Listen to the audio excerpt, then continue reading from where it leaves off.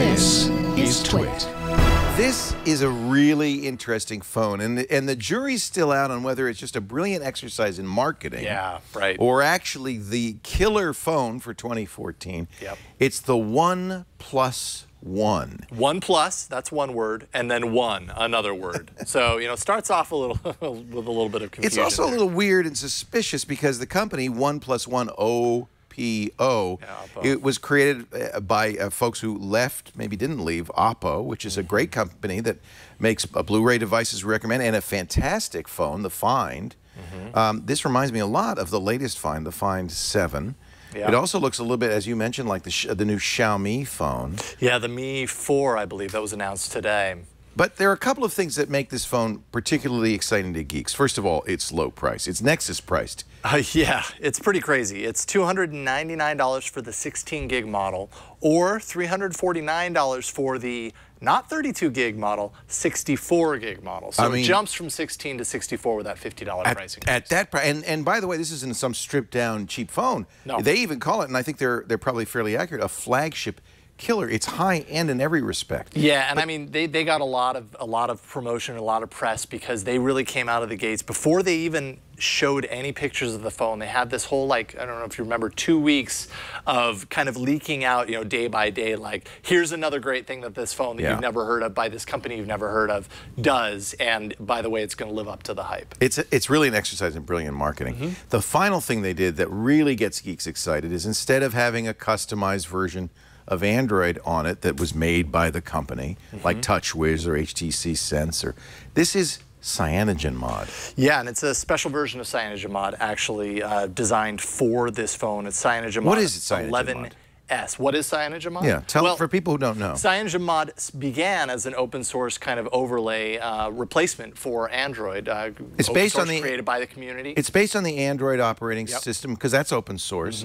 And then it's a little sneaky because you download the Google services stuff after you install CyanogenMod. When you do it on your Samsung or your HTC, does this come with all the Google apps and everything? It does. It's you know, I suppose it would be considered a fork, but it's still, you know, capable of having all of the Google apps. It's certified as such. And they call it 442, based on 442. Yeah, it's based on 442 right now.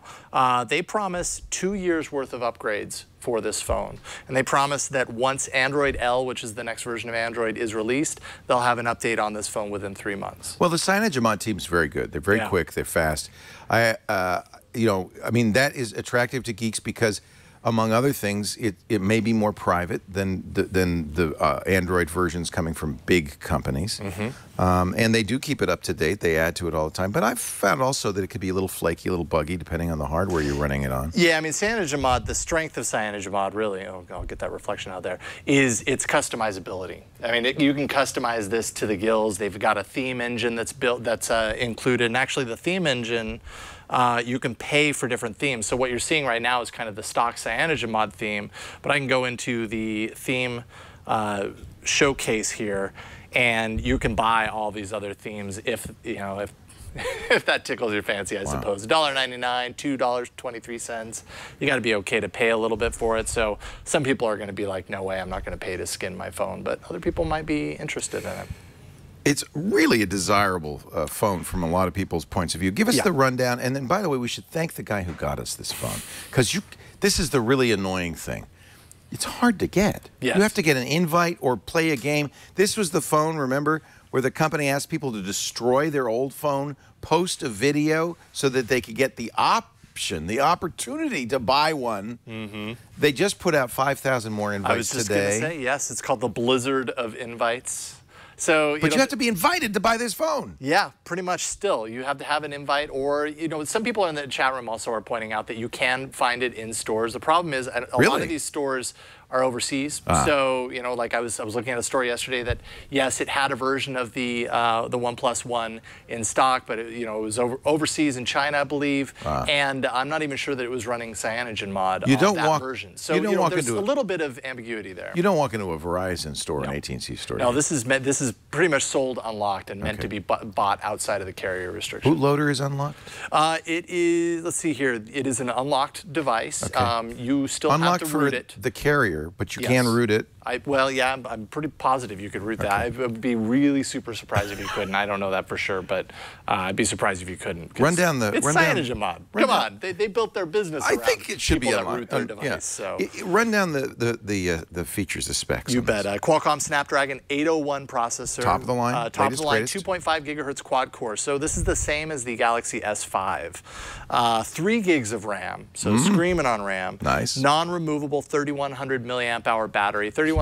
That's big. Is pretty big, and I have to imagine, I mean, I've had it unplugged since this morning, and it's a quarter of the way depleted. Of course, I've been around Wi-Fi for most of today, but I've been using it a lot today, so there you have that.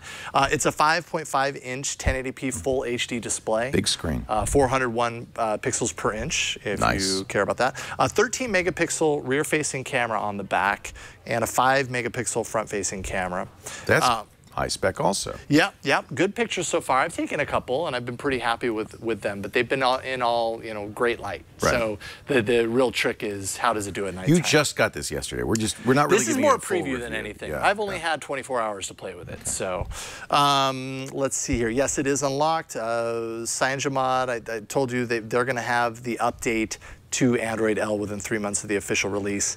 And this particular device, 7-band LTE, it supports GSM in the US. So that's AT&T, that's T-Mobile. Not Verizon or Sprint, right. And it does some neat things like tap the screen to have it come on. It also has gestures on the screen. So check this out. I'll go V, and did it turn on the light? No. Sometimes it'll do it. Do you have to? It was doing it earlier. Okay. V, if I do a circle, it might come on. HTC did this with their M8, the HTC One. Oh, there we go. Okay. Now it comes on and goes right to the camera. Oh, that's nice. Yeah, you want that to be responsive all the time. And unfortunately, like, I would never use it if it's only going to work 25% of the time like that. But one of the problems I've always had with CyanogenMod is the camera app's kind of flaky sometimes and not really responsive. This was pretty responsive. Yeah, the camera app, I've actually been really enjoying the camera app. I like the design of it, and it has nifty things like if you swipe down, you kind of cycle through the different filters and everything. So this is not the Google app. This is CyanogenMod. This is CyanogenMod's kind of skinned version of it. So far, and it has an HDR mode. It has optical image stabilization. You can also turn on a burst mode. There's a burst mode in here as well.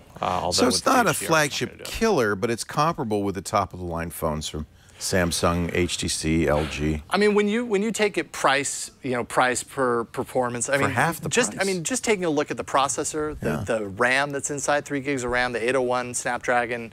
I mean, this is comparable. Yeah, it's absolutely comparable to the biggies, right? The S5, the HTC One, the Nexus 5, and it's priced at $300, like $300 for the entry level into this, and we haven't even talked about the design of the device. What do you think of that? I really like it. I think it's actually, and it's weird, we were talking before the show, this backing, it's a plastic backing, but it has this kind of rough sandpaper quality to it that I don't feel like I've seen in other devices. We were trying to describe it. I don't even know how you describe it. And I don't even think it comes across on video as well as it does in person, but the device itself just feels super solid, has some nice chrome detailings around it, and I don't know, it's just the way the camera kind of protrudes slightly out there, but not in a cheesy, chunky way. I really like the design of it. So are you going to continue? Oh, and look they have other styles. That's another thing coming soon. Style swap is what it's called, and including bamboo. So it's very similar to what we've been seeing for Motorola's line of phones, allowing you to actually change the case that attaches to the phone and not just put a case on top of it. So you can buy it after the fact? Yes, you can buy it after the fact. In fact, the bamboo, I believe, is $49 when it's available. I'm not sure if it's available immediately, but I know that it's coming soon. Well, we're not going to make you do a recommendation or even pros and cons because you just got it. I just got it. I'm going to play with it all week, and maybe next week we do a come full back review and do kind of more of an in-depth review, give you my pros and cons. But how do you feel about it so far? So far, I'm really impressed, and you cannot deny. Like, it's really interesting to see how competitive this $300 price point is becoming. $300 unlocked, especially considering. Well, who else? I mean, the Nexus is. Price. I feel like you're seeing more phones kind of circle into this price range and realize like there's something to be said for making a competitive phone to all the phones that cost twice as much for half the price. And we're going to see, you know, the Motorola is doing a lot of this too with their devices. Yeah, they've been able to bring those prices down. They're driving those prices down. We're going to see more of that. Even if it's not a killer, a flagship killer, even at parity for that price, it's still very attractive. I mean, that's a really good price. Completely agree. I can't wait to play with it for the rest of the week. The OnePlus Space One. That's right. And we don't have any invitations. We did not get this that way.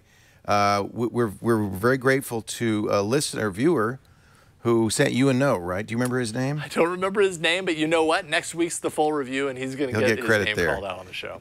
What, he bought it but decided he didn't want to keep it, or what happened? He had the chance to buy it, and on a whim, just very quickly was like, yeah, I'll buy it. And then he realized after the fact, like, maybe I want the Moto 360 instead. And so he basically sold us the phone, and he's going to use that money to get a Moto 360 when it comes out. We bought it from him. Yep. And I think that's why this is good marketing. It's creating a need, a demand for this phone because of its scarcity that maybe exceeds what it should have or would have. We'll find out next week. That's right.